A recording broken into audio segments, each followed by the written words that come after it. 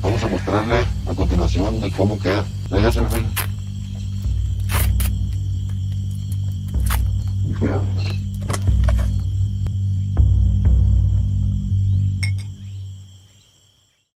Quand on pense à la production de drogue, on imagine souvent des endroits lointains, comme le Mexique ou d'autres pays d'Amérique du Sud. Mais que diriez-vous si je vous disais que la méthamphétamine est produite bien plus près de chez vous? Voici l'homme qui se fait appeler Pablo Escobar. Il est aujourd'hui tenu pour responsable d'avoir introduit des méthodes hautement sophistiquées de production de méthamphétamine directement du Mexique aux Pays-Bas. Et le plus surprenant, cela se passe dans des endroits où vous y attendiez le moins. Restez avec moi pour découvrir l'histoire choquante de ce cerveau criminel. Mais pour vraiment comprendre son histoire, il faut remonter à 2006, à Dallas, au Texas. C'est là qu'un Mexicain nommé Pavel N. se retrouva en grande difficulté avec la justice. Accusé d'être profondément impliqué dans la production et la distribution de méthamphétamine, ainsi que d'appartenir à une organisation criminelle, Pavel conclut un accord avec les procureurs pour éviter des sanctions plus lourdes. Ce moment marqua le début d'un parcours criminel qui allait l'amener à travers les frontières et à explorer de nouveaux territoires, bien loin des rues de Dallas. À la suite de son accord de plaider coupable, Pavel N. fut condamné à 9 ans de prison, suivi de 5 ans de probation surveillée après sa libération. Après avoir purgé sa peine, Pavel ne perdit pas de temps et quitta les États-Unis. Il voyagea d'abord en Turquie, puis traversa les Balkans, avant d'arriver en Belgique. En 2015, Pavel et son frère Jorge s'installèrent à La Haye, aux Pays-Bas. C'était le début d'un nouveau chapitre dans l'histoire de Pavel, un chapitre qui allait porter ses ambitions criminelles à un tout autre niveau. Dès 2017, il est supposé que Pavel et son frère Jorge étaient retournés à ce qu'ils maîtrisaient le mieux, la production et la distribution de méthamphétamine. En apportant les compétences qu'ils avaient perfectionnées au Mexique, ils commencèrent à construire un réseau dans leur nouveau pays. Sous le pseudonyme de Pablo Escobar, Pavel mit en place des sites de production de drogue partout aux Pays-Bas, introduisant des méthodes hautement sophistiquées de production de méthamphétamine qui laissèrent les autorités dépassées. Pour ceux qui ne connaissent pas cette drogue, la méthamphétamine, également appelée crystal meth, meth ou ice, est généralement vendue sous forme de cristaux ou de poudre. C'est une substance extrêmement addictive qui procure aux utilisateurs une montée d'euphorie puissante et durable, encore plus longue que celle ressentie avec la speed. Cette combinaison rend la crystal meth l'une des drogues les plus dangereuses. La production de méthamphétamine n'est pas une tâche simple. Le processus chimique est extrêmement complexe et nécessite beaucoup de connaissances et d'expérience. Mais, pour les organisations criminelles, l'attrait est évident. Les marges de profit sur la crystal meth sont énormes, bien supérieures à celles de la cocaïne. Et bien que la demande pour cette drogue en Europe soit encore relativement faible par rapport à d'autres régions, elle augmente rapidement, ce qui en fait une cible idéale pour l'expansion. Pavel et son frère Jorge ont vu une opportunité. Leur plan, dominer le marché européen de la crystal meth et amasser une fortune colossale en cours de route. Depuis de nombreuses années, les Néerlandais sont considérés comme les rois de la production d'ecstasy. Avec une infrastructure bien développée et un accès facile aux ingrédients nécessaires, les Pays-Bas avaient déjà tout ce qu'il fallait pour la fabrication de drogue. En ajoutant cela l'expertise venue du Mexique, vous obtenez l'environnement idéal pour produire de la crystal meth. Installer et faire fonctionner ce type de laboratoire n'est pas une mince affaire. Cela demande beaucoup de compétences, de ressources et de savoir-faire. Mais, pour Pavel, ce n'était pas un problème. Grâce à ses connexions passées et son expérience, ils avaient tous les contacts nécessaires pour se procurer les matériaux, monter les opérations et lancer son activité sans aucune difficulté. On suppose que Pavel et son frère étaient déjà bien engagés dans la production de drogue aux Pays-Bas dès 2017. Cette hypothèse repose sur une découverte faite complètement par hasard. Un laboratoire de drogue gigantesque dans un petit village nommé Lende. Ce n'était pas un laboratoire ordinaire. Il fut considéré comme le plus grand découvert aux Pays-Bas au cours des 20 dernières années. Au cours de leur enquête, la police trouva un mégot de cigarettes contenant l'ADN d'un individu inconnu. À l'époque, ils n'avaient aucune idée de l'identité de cette personne. Avance rapide de 6 ans, et il est désormais considéré que cet ADN était celui de Pavel. Cependant, nous y reviendrons plus tard. Pour l'instant, son rôle exact dans ce laboratoire spécifique reste un mystère. Après le démantèlement du laboratoire de Lende, Pavel ne perdit pas de temps. Il se mit à la recherche d'un nouvel emplacement pour s'installer. Cette fois, il choisit un endroit pour le moins inhabituel. Pendant sa recherche d'un nouvel emplacement pour son laboratoire, Pavel tomba sur une configuration aussi inhabituelle qu'idéale. Un immense bateau de 80 mètres appelé Arsianko, amarré dans le port de Moerdijk. Cet endroit isolé et relativement éloigné offrit une couverture parfaite pour ses activités. Le bateau, appartenant à Core B, un homme de plus de 60 ans qui, pour des raisons inconnues, accepta de laisser Pavel utiliser le bateau comme nouvelle base d'opération. En janvier 2019, Pavel commença à installer son laboratoire à bord de l'Arsianko. Pendant des mois, des rénovations furent effectuées sur le bateau. Au départ, ces modifications servaient à aménager le laboratoire lui-même. Mais une fois l'installation terminée, les soi-disant rénovations continuèrent. Cette fois, pour dissimuler ce qui se passa réellement à bord. Pour faire tourner son nouveau laboratoire, Pavel recruta 2 hommes, Diego et Victor, venus tout droit de Sinaloa, au Mexique. Ces 2 frères, dans la vingtaine, avaient déjà une grande expérience dans les laboratoires de maths de leur région natale. Ils étaient exactement les experts dont Pavel avait besoin. Un message envoyé aux frères disait « Aux Pays-Bas et en Belgique, beaucoup de speed et d'ecstasy sont produites. Mais il n'y a pas d'expertise en matière de crystal meth. C'est là que vous intervenez. Aux Pays-Bas, vous pouvez gagner des montagnes d'argent avec l'ICE. » Les hommes entrèrent aux Pays-Bas via l'Espagne et, peu après leur arrivée, furent directement mis au travail dans le nouveau laboratoire à bord de l'Arsianko. Avec leurs compétences et les ambitions de Pavel, cette opération était quelque chose de jamais vu auparavant aux Pays-Bas. Le port de Moerdijk se trouve dans une zone industrielle où les habitants sont habitués à sentir des odeurs chimiques dans l'air. Cette fois-ci, quelque chose était différent. L'odeur était beaucoup plus forte, presque insupportable, et bien au-delà de ce à quoi les résidents étaient habitués. Le 10 mai, un bateau de la police effectuait des contrôles de routine sur les embarcations du port lorsqu'il remarqua une odeur étrange provenant de l'Arsianko. L'odeur était si envahissante qu'un des officiers commença à avoir des difficultés respiratoires et tomba malade. Il était évident pour les policiers que quelque chose de très suspect se passait sur ce bateau. Agissant sur leurs soupçons, les policiers montèrent à bord de l'Arsianko et procédèrent rapidement à des arrestations. Corby, ainsi que les frères Diego et Victor, et leur cousin Candeliaro, furent arrêtés sur place pour soupçon d'implication dans la production de substances illégales. Ce que la police allait découvrir ensuite allait confirmer leurs soupçons et mettre en lumière l'opération dangereuse de Pavel. Plus tard dans la journée, la police, équipée de masques à gaz, monta à bord de l'Arsianko pour mener une enquête plus approfondie. Ce qu'ils découvrirent était totalement inédit aux Pays-Bas. La majeure partie du bateau était vide, mais à l'arrière se trouvait un laboratoire de drogue professionnel parfaitement fonctionnel. L'installation était impressionnante. Les matériaux utilisés pour la production étaient empilés. Des casseroles de produits chimiques bouillaient encore, et 70 kilos de crystal meth entièrement cristallisé étaient prêts à être vendus. En plus de cela, de nombreuses autres preuves révélaient clairement que ce laboratoire produisait de grandes quantités de méthamphétamine à un niveau de sophistication extrêmement élevé. L'ampleur et le professionnalisme de l'opération laissèrent les autorités sans voix. Le laboratoire fonctionnait selon la méthode mexicaine, une technique de production hautement sophistiquée et jalousement gardée secrète. Cette méthode était totalement inédite pour les autorités. C'est un tout nouveau procédé de production, expliquait un officier de la police. Il génère moins de déchets, ce qui signifie moins de mouvements autour des quais de Moerdijk. Et avec moins de mouvements, il y a beaucoup moins de risques de se faire attraper. La nature avancée de cette opération montrait à quel point l'équipe de Pavel était bien préparée et calculatrice. Puis, quelque chose de totalement inattendu se produisit. Tard dans la nuit, alors que les enquêteurs continuaient d'examiner le bateau, ils remarquèrent de l'eau commencer à s'infiltrer. Peu après, le navire devint instable, comme si quelqu'un avait ouvert plusieurs énormes lances à incendie. Et c'est effectivement le cas. Il s'agissait d'un piège ingénieux, déclenché à distance, avec un objectif clair: couler le bateau et détruire un maximum de preuves.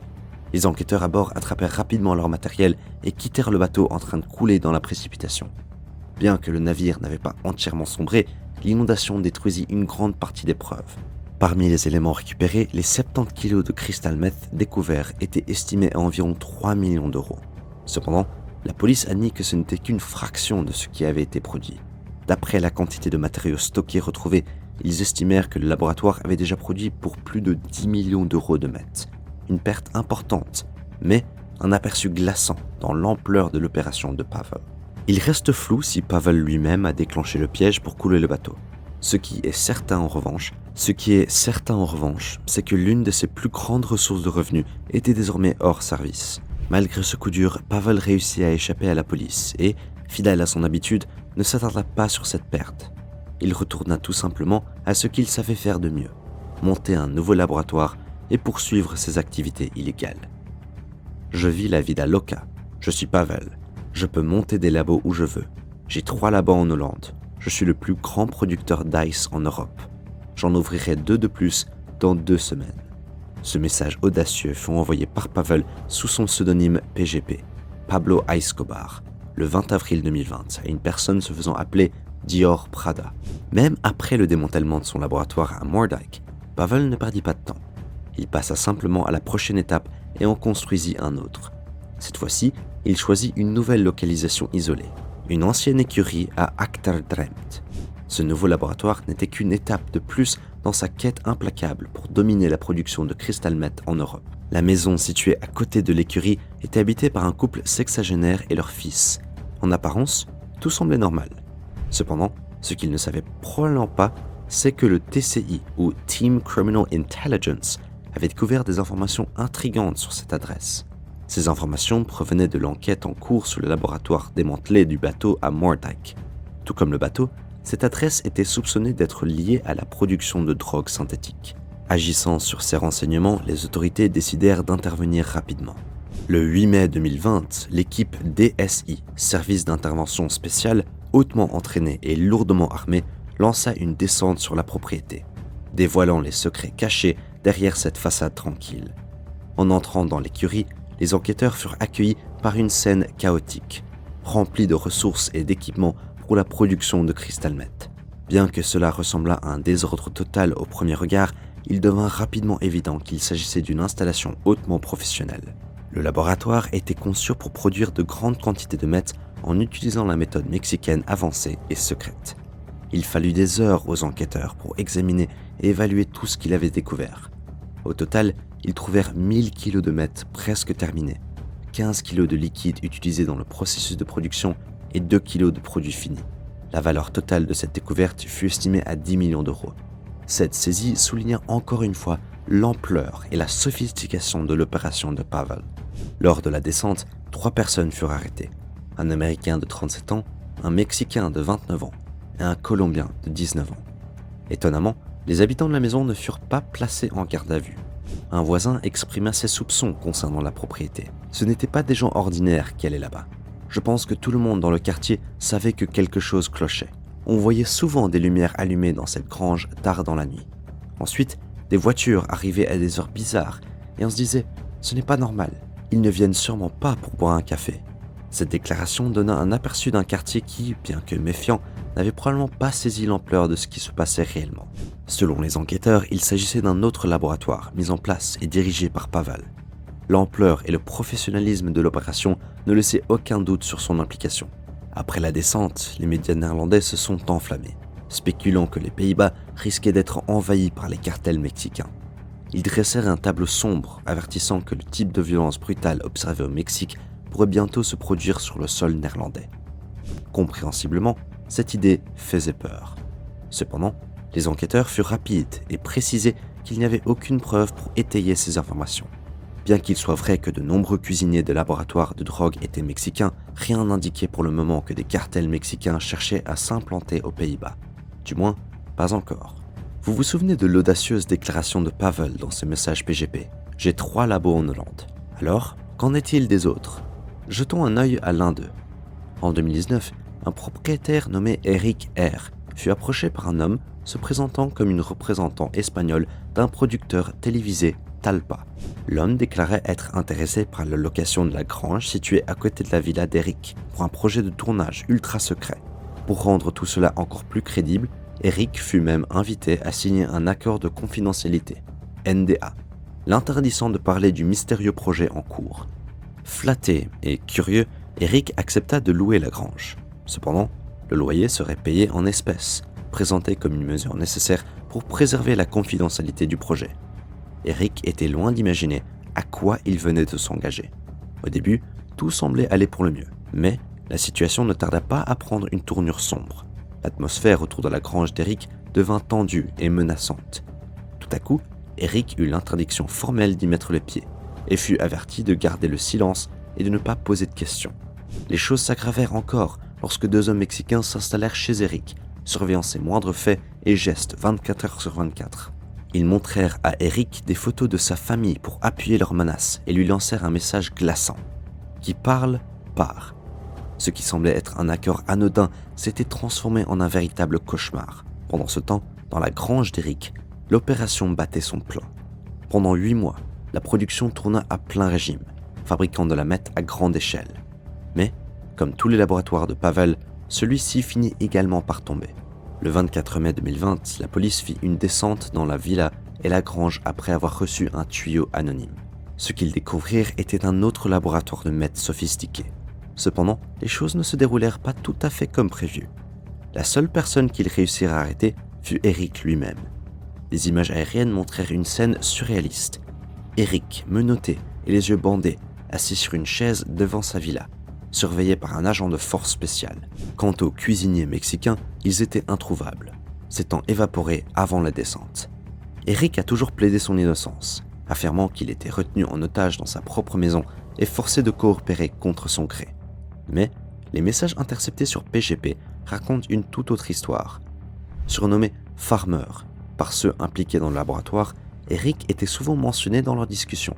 Les messages révélaient qu'il n'était pas simplement une victime passive, mais qu'il participait activement à l'opération. Certains messages disaient « Farmer doit récupérer 100 litres d'huile B et peut faire des allers-retours. » Et « Farmer apprend vite, il vérifie et pèse, il gagne 25K par mois. » Il semblait qu'Eric ne se contentait pas de louer sa grange. Il était profondément impliqué dans les activités quotidiennes du laboratoire, rendant ses déclarations d'innocence de plus en plus difficiles à croire. Il y a un Mexicain aux Pays-Bas à la recherche d'un endroit isolé pour construire un laboratoire de drogue. C'est l'information anonyme que la police néerlandaise reçut à l'été 2020. Bien que le renseignement fût vague, il était suffisamment sérieux pour justifier une enquête. En utilisant les informations limitées à leur disposition, les enquêteurs parvinrent à obtenir un numéro de téléphone mexicain, supposément utilisé par cet individu mystérieux. Ils commencèrent à suivre les mouvements de ce téléphone grâce aux données de tour des transmissions. Cette piste les mena finalement à un Ikea à Delft le 16 juillet 2020. Ce qu'ils découvrirent sur place ne fit qu'accentuer leurs soupçons. Les caméras de surveillance captèrent 2 hommes d'apparence sud-américaine achetant de grandes casseroles et poêles. À l'époque, leur identité était inconnue. Mais aujourd'hui, nous savons qu'il s'agissait de Pavel et de son frère Jorge. Cela se produisit peu de temps après les démantèlements des laboratoires de Drempt et de Willemsword, ce qui montre à quel point Pavel était déterminé à reprendre ses activités au plus vite. Il ne perdit pas de temps pour monter un nouveau laboratoire. Cette fois, son opération se déplaça à Arnhem, prouvant que l'ambition et la persévérance de Pavel dans le trafic de drogue étaient plus fortes que jamais. Quelques semaines avant cette observation, la police néerlandaise fit une découverte majeure.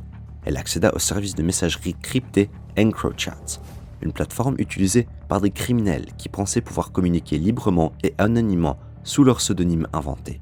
Avec des millions de messages à disposition, la police avait désormais une mine d'informations entre les mains. C'est à eux de trier les données, de relier les points et de découvrir qui était qui. Et en assemblant les pièces du puzzle, les réseaux criminels commença à s'effondrer. Pavel semblait avoir senti que les choses se resserraient autour de lui, ou peut-être qu'il avait été averti. Quoi qu'il en soit, à la fin de 2020, Pavel et son frère Jorge quittèrent les Pays-Bas et s'enfuirent en Espagne. Fait intéressant, la police suivait déjà leurs mouvements et savait même quel vol ils prenaient. Pourtant, pour une raison inconnue, elle choisit de ne pas l'arrêter à ce moment-là. Mais la liberté de Pavel ne dura pas éternellement.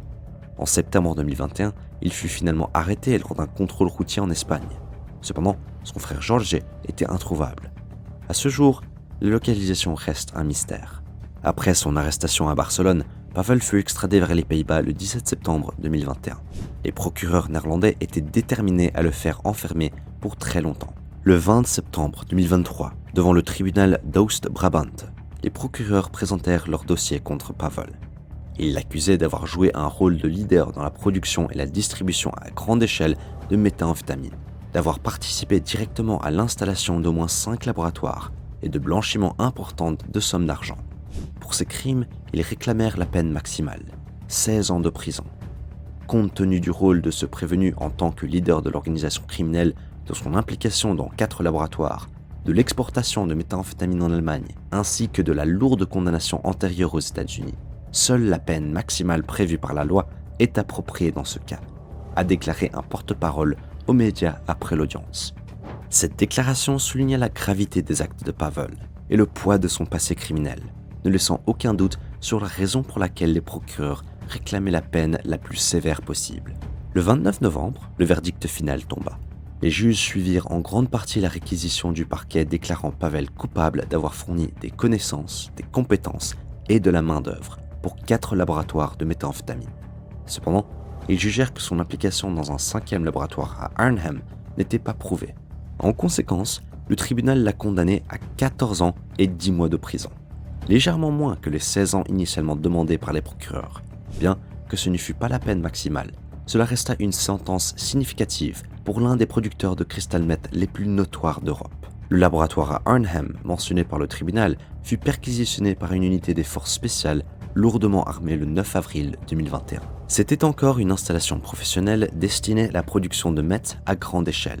Les autorités soupçonnaient fortement Pavel d'avoir participé à la mise en place de ce laboratoire également.